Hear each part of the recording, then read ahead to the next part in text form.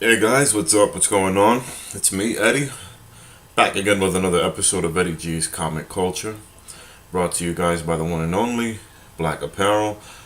Sending a special shout out once again to those folks up north, thanking them for all the lovely work and contributions that they've done towards the show.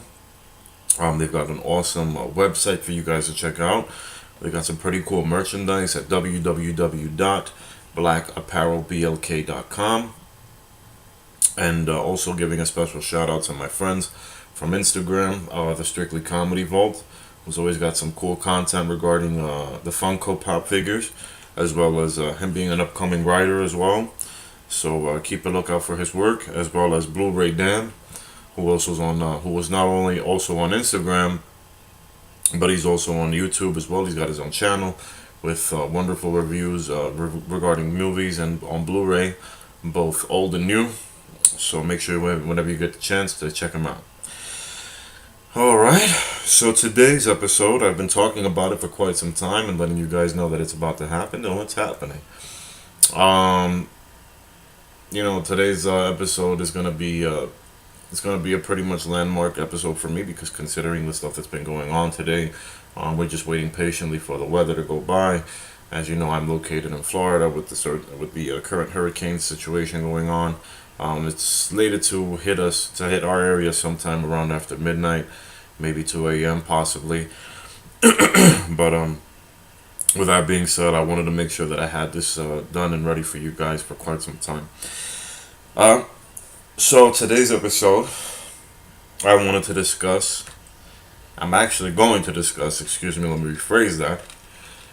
The visually iconic, legendary, one of the best films considered to be of all time, actually.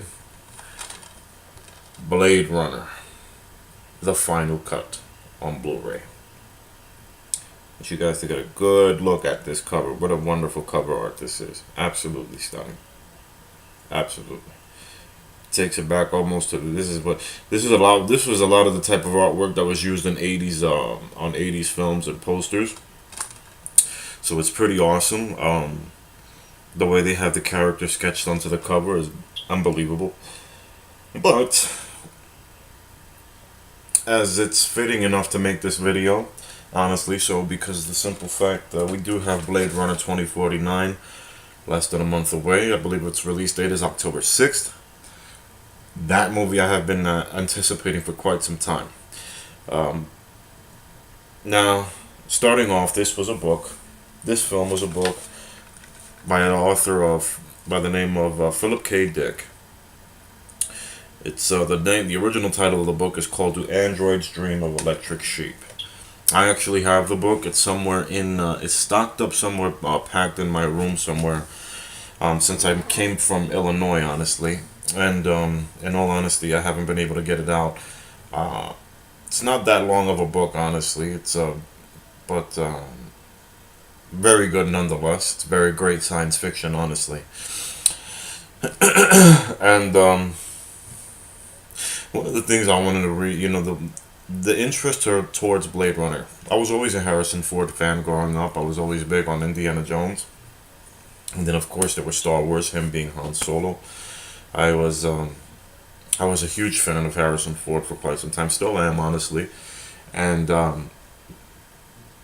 he's one of those guys one of the actors whose movies actually helped shape my youth because I watched a lot of his films growing up, and I always had an interest to see Blade Runner. We always had the video, the VHS. My father always had the VHS, but for some reason we never watched it. I guess it was, it was an R-rated. It's an R-rated feature film anyway, so it was I guess my dad wasn't too keen on having us watch R-rated movies, and particularly me and my sister at the time when we were growing up. So with that being said, I didn't really get the chance to watch this movie until I was an adult in my 30s, and thankfully so, honestly, because considering this film, everything is about it, I wouldn't have been able to. I seriously wouldn't have been able to got to understand exactly what the film really was about when I was a child. You know, other than the fact that he was chasing some droids, but they're not droids in this movie. They're called replicants, and the movie takes place at I believe in 2019 Los Angeles. The opening scene comes up, and one of the replicants apparently is a they have what's going on. What basically goes on in the movie is they make these replicants. There's a corporation called the Tyrell Corporation who produces these replicants. These are somewhat droids. They're robot like humans. They look just like humans, and they pretty much have all the features of a regular human being. However, they're built for work, labor, slave labor, I guess you could say, as they are sent to work in off-world colonies because apparently, the movie has a situation that in the film, it doesn't really mention in the film as it does in a book. There was another war, a great war. I guess they refer to it. I guess you could call it as the Third World War. To be quite honest, it doesn't really call it that, but it's referred to as a great war, and it left much of the Earth uninhabitable due to the bombs. The radiation of the bombings that occurred throughout the war. So with that being said, quite a good portion of the planet, and particularly in plenty of countries, were uninhabitable for regular human beings. The cities that were pretty much overcrowded, very much so, with quite a bit of people. It's I'd almost say it's like about 100 million in just one city alone. So when you see the movie, it's very when you see the visuals of this movie, mind you, this film came out in 1982, and it goes into the topic of the replicants, exactly what they were built for immediately. However, one of the flaws of the replicants that was that they are actually prone to developing human feelings, emotions, so on and so forth. And with that being said, considering the fact that they were much more powerful than an average human being, male or female, they decided to have a fail-safe system implemented in these replicants. So they would basically live only 4 years and nothing further than that. Now, however, some of those replicants developed earlier than others, and they would develop criminal-like tendencies, which is a no-go. So they had a special task force in the police departments that were called Blade Runners. Blade Runners were basically sent to hunt them down and destroy the replicants. However, they weren't considered destroying or killing it. They called it retirement, which was an interesting spin. And with that being said, it leads to quite a few characters in the film. Rutger Hauer was the lead villain. I believe his name is Roy in the movie. And wow. This film is very pivotal in so many ways. Because to me, there's so many subtle messages, subliminal messages at that, shrouded throughout the entire movie. And it really makes you dwell on quite a bit of what's going on. It resonates with it really resonates quite a bit with a lot of the things that are going on in the world today. And it's a very powerful it has a very powerful film. It's got some very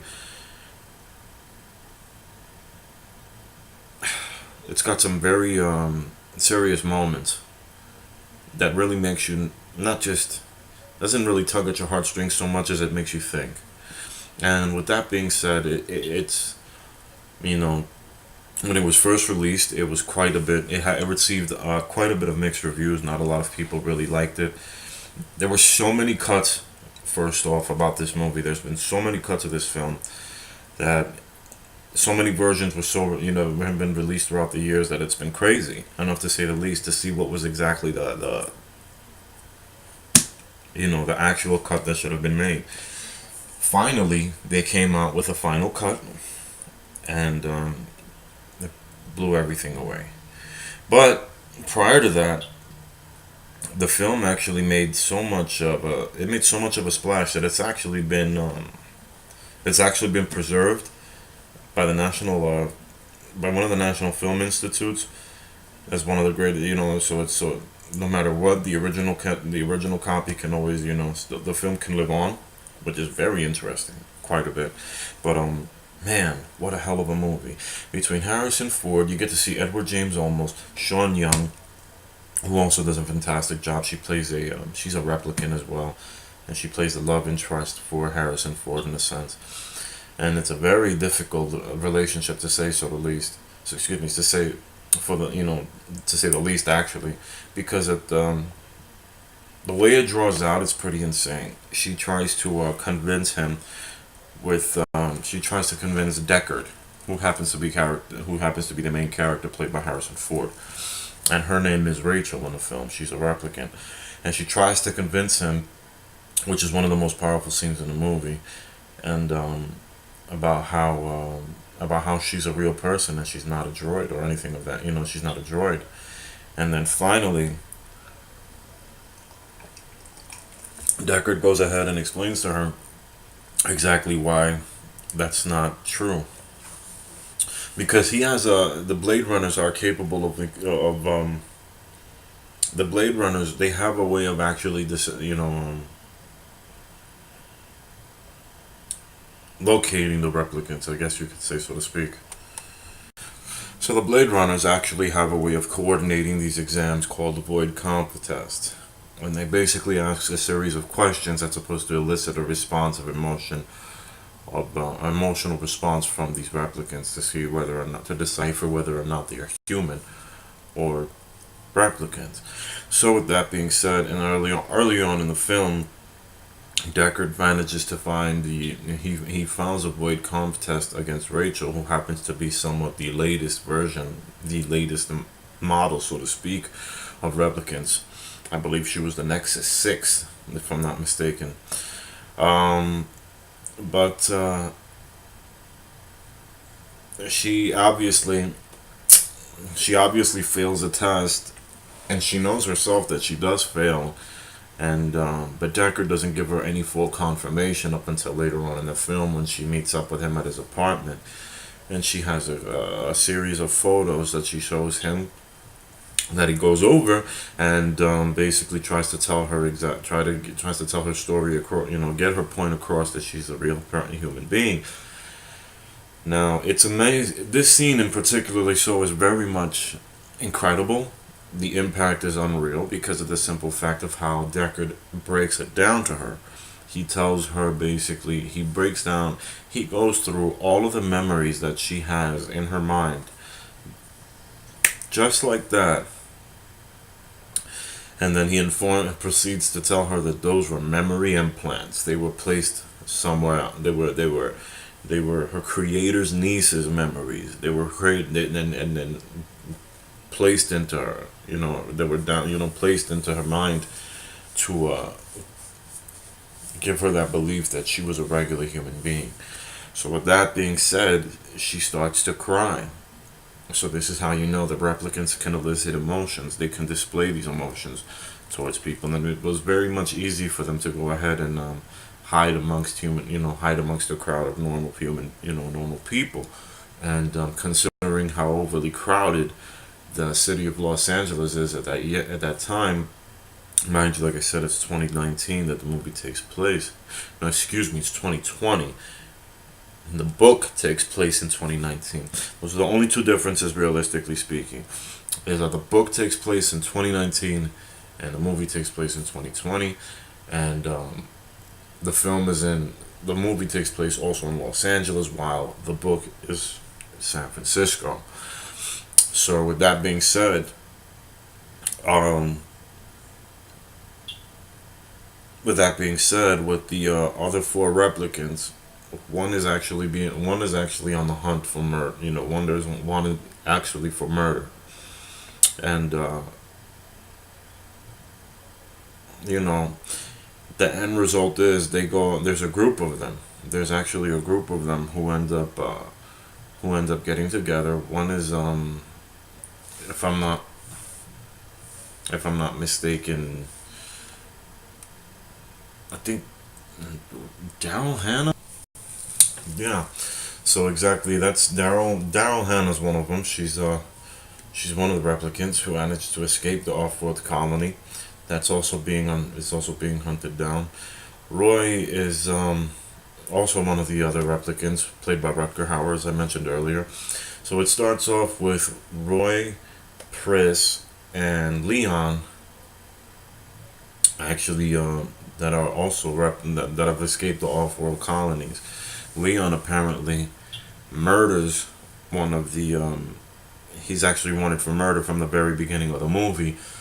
I guess by one of the Blade Runners that he basically was undergoing the Void Comp exam. So with that being said, that sparks the flame and the fuse for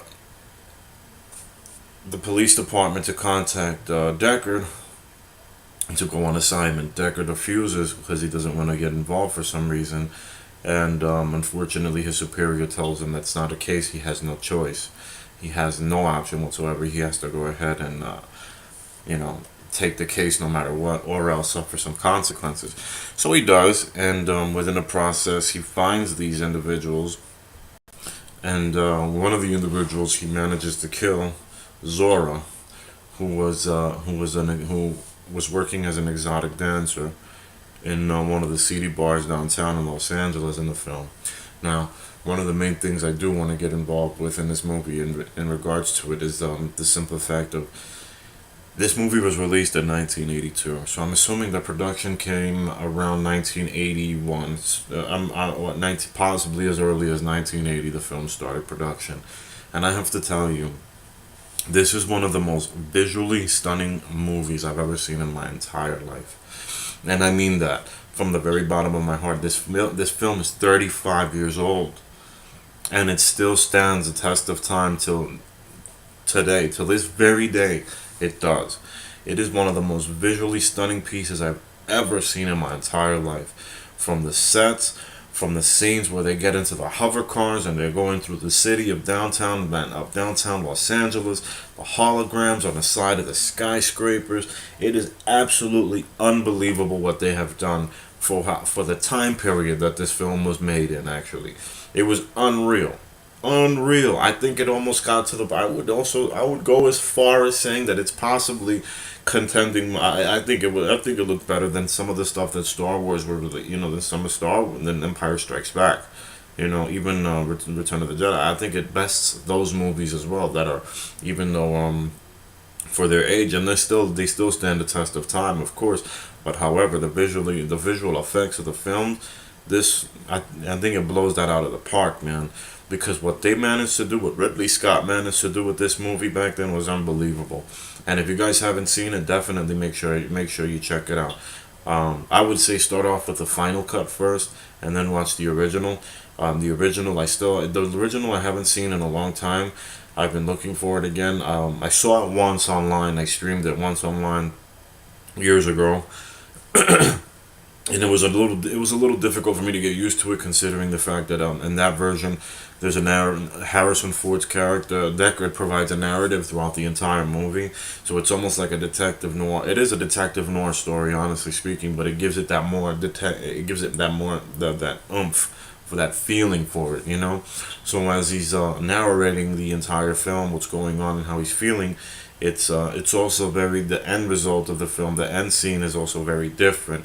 Some of the footage that was used in that film before the end was out of was the original pieces of Stanley Kubrick's The Shining, which I didn't find out until much later on.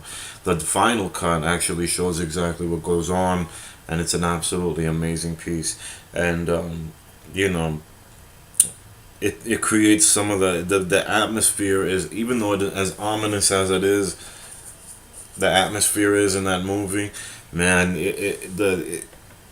It's just an outrageous piece to watch, because at the very least it's just so unreal. And the dialogue is absolutely amazing. It's just it's just one of those thought-provoking movies that you have to watch, man, and you have to give it a couple of repeat viewings. I know some people, I have some friends that didn't really care too much for the film. They felt that it was sort of boring, but to me, I had to watch it more and more, just to because and I loved it. I loved the visualization. That's what hooked me from the very beginning. But then as I started listening and watching, and then I started rewatching and rewatching, I wanted to see what did I miss, what was I not catching, because a lot of subliminal messages are in this film, and in particularly so even in the final battle between Deckard and Roy, and as they're going through the rooftops of these giant skyscrapers in downtown Los Angeles. And mind you, that scenery is even amazing. Deckard's apartment is just fantastic. The way it was just done, the set design, absolutely incredible, mind blowing to say the least. And then you have the dialogue in the film, which just was just icing on the cake. That one scene where when Roy is holding Deckard's hand just by as Deckard is literally hanging off the ledge by a thread almost because his hand is broken, and Roy proceeds to tell him, "Quite an experience to live in fear, isn't it? That's what it means to be a slave." With direct statements like that, with lines like that, it was just unreal. Absolutely, it really hit me in the chest like a ton of bricks, man. And it's one of my favorites, if not one of my all time favorite movies to ever watch. There's quite a few films that I have that I could do that. There's a handful of movies, I guess you could say, that I can do that with for quite some time. But at the very least, this movie is the one that makes the cut. I gotta say, man, and it really, the soundtrack is amazing. The soundtrack is phenomenal. Also, the music was composed by a man named Vangelis. Um, he's You get to see the talent shine in that man's in that man's musical composition, because that dude, he created such an intense soundtrack. I have some of those songs even on my phone. Honestly speaking, it was just you know the music is moving. It creates the tone and sets the precedent for the film as to what you're watching. It's done. It was a genius way of approaching how to make a futuristic detective noir film. And man, I think it grandfathered quite a few of the stuff that's out today. I know Westworld is one of them. Um, I can't even imagine what the other shows must be like regarding. I know there's a few programs and a few films that have actually taken bits and pieces of Blade Runner. I'm not too sure exactly how much or what titles exactly there are. I can't name them off the top of my head right now because I'm not really that current with certain films and shows of that nature. Other than my love for comic book movies and comic books itself, I haven't really gone any further than that. And so that being said, this is a definite movie that you guys need to watch. If you haven't seen it yet, you gotta make sure you get your hands on a copy. Rent it, buy it, I don't care. Stream it off Amazon. Do something, but make sure you get yourself in that seat. And man, if you gotta take a few sips, or if you gotta do something else, do it, man. But make sure you're in a state of mind, because even when you get yourself into the film, you could be inebriated. It doesn't matter. Like, you could be sober or inebriated, and you still will find yourself being drawn into the movie. And it's gonna have you going back for a repeat viewing because in case of the stuff you missed. It also brings to mind, was Deckard himself a replicant? That was another thing also that was major in this movie. So hopefully that's gonna be answered in the sequel, and let's see how that turns out at this point. So far, from what they've been releasing about Blade Runner 2049, seems a lot of it's been shrouded in mystery, which is fine by me. I don't want to know. There shouldn't be any spoilers at this point. I'm not walking into the theater with those expectations of seeing a classic like the first film, because that's a surefire way for a letdown. I mean, I understand that so far I've been impressed with the involvement of the production crew. Even Ridley Scott himself is involved, even though he's not the one directing the movie this time around. It's actually Denis Villeneuve, who's got a very impressive track record, by the way. Who's also got a very impressive track record with this movie, with his director, as a director, with his movies that he's released, but between Arrival, Sicario, so on and so forth. The man does have an impressive track record. And plus you have Harrison Ford and Ryan Gosling, who also seems like who I believe he really is taking this film. He took this film very seriously. It's very notable, even with the trailers that's been released. The man is up there. Um, I've Edward James Olmos is back as well. The only one who's missing, obviously, is Sean Young, and that's a bit of a downer for that, because she was a big she was a big part in the first film. Honestly, hopefully there's some sort of mention of her, but I really do hope so. Like, it's just, I would love to see the exact answer as to how did Deckard move on from her. Because we all knew that it was stated on as it was that she had her time was limited, but you know the first film is just an amazing classic, and even from the very beginning, when you see when Alden Terrell is murdered by Roy, and it's an unfortunate death because of the way he killed him was pretty crappy. Well, not crappy, it was pretty awesome, but damn, it was also a pretty harsh way to go. So it was kind of difficult, to say the least, to see that scene, because even though Roy approaches him and tells him, "I want more life," um, Dr. Terrell unfortunately negates the opportunity, tells him that's not possible, and there's no way I can rewire that, which, they didn't believe, obviously. So, with that being said, they killed him. And the way they killed him was pretty gruesome, to say the least. But all in all, it was very impactful. Even that was just the intensity of that scene explains, it speaks volumes, man. So it's definitely up there as one of my favorite movies of all time. Um, and it's just, the soundtrack in itself is just so intense. It's so emotionally moving. It leaves you in a zone. It leaves you in a state of mind that you can't realize, that you don't realize exactly. Like, damn, man, like, it really puts you in a thought-provoking state. Um, because it just, you're just thinking about it and thinking about it. Like, damn, but what happens if this? What happened in this? And what was the connection between that? And then, you know, after so many years of it being released, it's 35 years old, and it still holds up and it still stands the test of time today. I mean, damn, man. There's not a lot of movies out there that do that. There's really not a lot of movies out there that do that. Not even the two top grossing films of all time can do that. I'm sorry. I know you guys are fans of James Cameron, so am I. I love his earlier work so far, but lately his recent movies have not been sticking with me at all. And quite frankly, I don't even see what's the big deal anymore about an Avatar film, another Avatar sequel. I think he's probably better off just returning back to the Terminator franchise and sticking back to his roots, because this is just, uh, you know, those two films, even as much as they have generated, as much income they have generated throughout the box office, they still don't. To me personally, my opinion, they don't hold they don't even hold a candle to Blade Runner. They just don't. They really don't. So with that being said, I just hope that 2049 turns out to be a very, very good, honorable follow-up. I don't want it to be a classic. I'm not going in there automatically. And if it turns out to be that way, I could be pleasantly blown out of my mind. You know what I'm saying? And without a shadow of a doubt.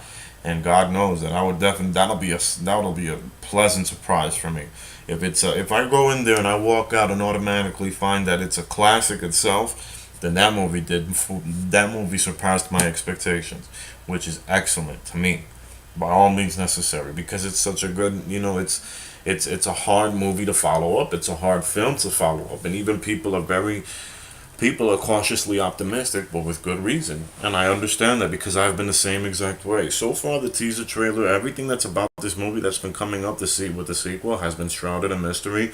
However, I did manage to see a clip or two, one with Dave Bautista. Apparently, he's in the movie as well. And he's doing a good job with his acting career, so it doesn't look like he's going to be returning back to the mat in WWE anytime soon, but thankfully so. It's about that time anyway. But his scene actually kind of reminded me of a part in the book. So I'm wondering if there's if it's really going down that route of actually following the book's material, the following the, because I'm not. That's not to say that the first film didn't follow the book at all, because it did. But it looks like 2049 in some case may do that, and extend it may broaden itself out by including a lot more from the book Do Androids Dream of Electric Sheep, which is exactly what the first movie is based off of, which is awesome, absolutely awesome. Because there's some things in there from the book that they missed in the movie that they should have had in the movie. Honestly, personally, even though it didn't make or break it, it didn't make or break it at all.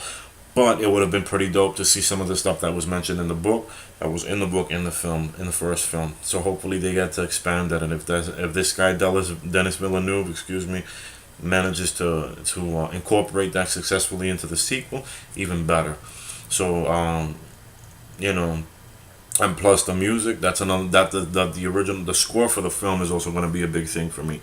Quite a bit of it sounds somewhat like the original, and it looks like they're keeping the same tone from Vangelis. However, there's only one Vangelis, so I'm wondering how this composed. I keep forgetting the man's name. It's Jean something, if I'm not mistaken. So, whatever. It's not. It won't be important up until the time I find out the movies. Up until the time of the movie's release, but the movie, the soundtrack so far, from what I've seen in the trailers and in the clips, I'm hoping that I'm hoping that it's expanded more. I'm hoping that it's I'm not saying that it needs to be. Well, it kind of does. Honestly speaking, it kind of has to be the same kind of way. It has to be the same as what Vangelis managed to compose for the first film, because that's a big part of the movie. In all honesty, the soundtrack is a very big part of the movie, and if they screw that up, then they might have a problem there. That could be a problem for the film, a big problem at that, because everything was it wasn't just one thing that made Blade Runner a success. It was a contribution of things that made Blade Runner a success, you know, and even though it turned out to be some people that didn't really make it. Sean Young, who has had a troubled career after throughout the late afterwards actually, throughout the late '80s and early '90s, she's been having some issues since. I know it's going to be kind of difficult to not see her in this movie. But hopefully they get some sort of they give a nod to her in the film, and obviously I want to know exactly what happened with her after the original finished. I want to know how they tell, are they can't just not have Deckard return and not have him touch up on exactly what happened between the two of them, because they became lovers in the end, which also kind of gave off the fact that, was Deckard himself a replicant, which a lot of people did. Plus there was another scene in the original, though, that's the unicorn scene, actually. The unicorn scene, actually, because 9 times out of 10, when those replicants, you see they have like a certain light glow in there's a certain light that glows in their eyes, in their retina. Yeah, right in their eyes, in the retinas, if I'm not mistaken. And it supposedly lets them know automatically if that they're a replicant. Honestly, that this said person is a replicant. So and he had that slight glare in his eye in the film, in the first movie, when he was dreaming about the unicorn, which also was another.